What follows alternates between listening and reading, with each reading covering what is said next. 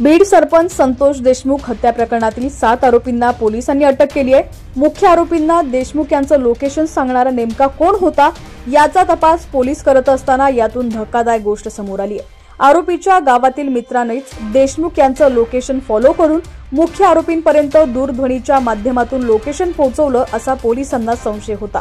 त्याच कारणातून सिद्धार्थ सोनवणे याला अटक करण्यात आलेली आहे।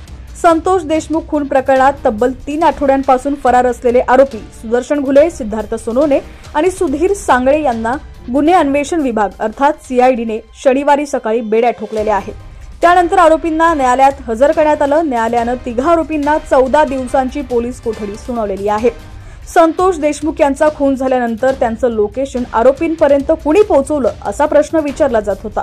पोलिसांच्या तपासाचाही हा महत्त्वाचा भाग होता। अखेर त्या प्रश्नाचं उत्तर मिळालं असून सुदर्शन घुलेचा सहकारी मित्र सिद्धार्थ सोनवणे यानं देशमुख यांचं लोकेशन आरोपी घुले आणि अन्य साथीदारांना दिल्याचं समोर आलंय।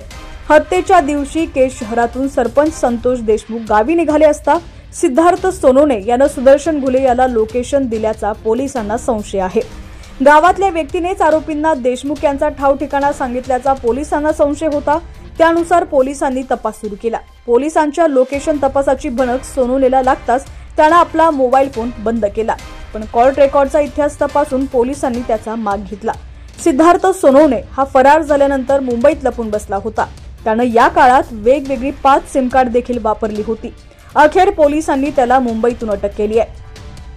मयत सरपंच संतोष देशमुख यांच्या मस्साजो गावातील सिद्धार्थ सोनवणे हा सुशिक्षित बेरोजगार, वय वर्ष अंदाजे 35।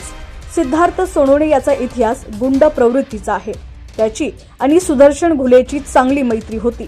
अनेक वेळा अनेक विषयांवर त्यांचं संभाषण होत असायचं।